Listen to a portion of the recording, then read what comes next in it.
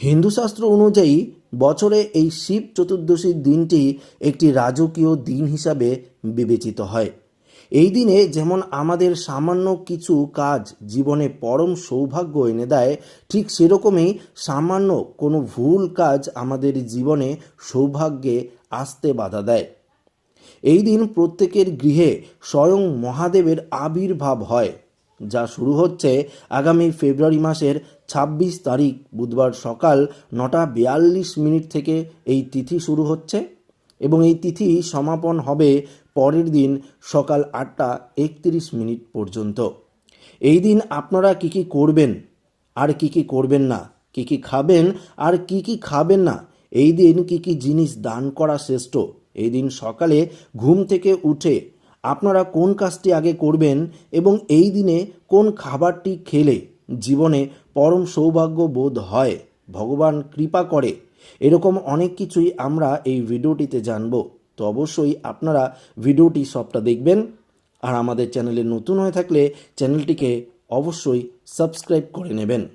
বন্ধুরা, প্রত্যেক মানুষের জন্যই সকাল খুবই গুরুত্বপূর্ণ।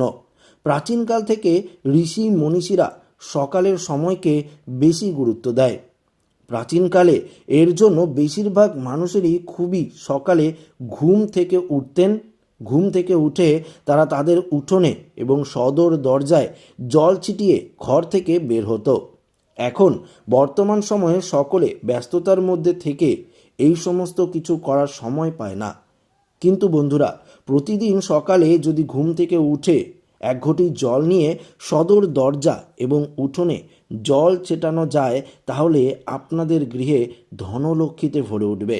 এই সামান্য কাজটি আপনার বাড়ি থেকে সমস্ত নেগেটিভিটি দূর করে দেয়, বাড়িতে সুখ শান্তির আবির্ভাব হবে। তো অবশ্যই কিন্তু এই কাজটি আপনারা করবেন। সামনেই শিব চতুর্দশীতে শিবরাত্রির দিন কিছু জিনিস এড়িয়ে চলা উচিত। এই সমস্ত খাবার আপনারা যদি এই শিবরাত্রির দিন ভুলেও খেয়ে ফেলেন, তাহলে স্বয়ং মহাদেব রুষ্ট হন এবং আপনার জীবনে অশান্তির সৃষ্টি হবে। তো ভুলেও আপনারা চাল ডাল গমের তৈরি খাবার, পাশাপাশি রসুন পেঁয়াজ মাছ মাংস একদমই খাবেন না। শিবরাত্রির দিন আপনারা ফল, ঘরে তৈরি মিষ্টি যেমন ক্ষীর, হালুয়া, রায়তা, সাবুদানা এইসব জিনিস খেতে পারেন।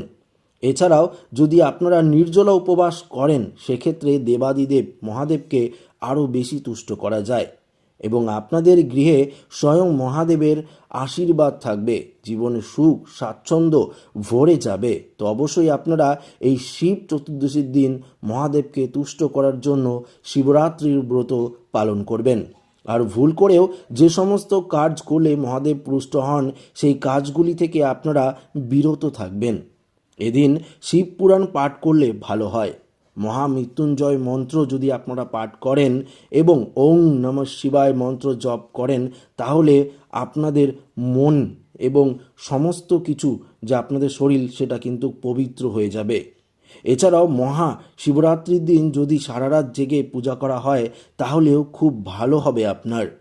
এছাড়াও আপনারা মহাশিবরাত্রির দিন ভুল করেও বেল ফল, বেলের শরবত কিংবা বেল জাতীয় কোনো খাবার খাবেন না, কারণ বেল মহাদেবের পূজায় অর্পণ করা হয়, তাই এই দিন বেল খেলে মহাদেব রুষ্ট হন। তো বন্ধুরা, আপনারা বুঝতেই পারলেন যে এই শিব চতুর্দশীর দিন আপনারা কি কি করবেন, কি কি করবেন না, কি কি খাবেন এবং কি কি খাবেন না, কি কাজ করলে ভগবান আপনার প্রতি সন্তুষ্ট হবে, সেটা আপনারা এই ভিডিওটিতে জানতে পারলেন। আশা করি ভিডিওটি প্রত্যেকের ভালো লাগলো। ভিডিওটি ভালো লাগলে অবশ্যই লাইক করবেন এবং কমেন্টে কিন্তু লিখবেন হর হর মহাদেব, এবং নতুন হয়ে থাকলে আমাদের চ্যানেলটিকে সাবস্ক্রাইব করে নেবেন। ধন্যবাদ।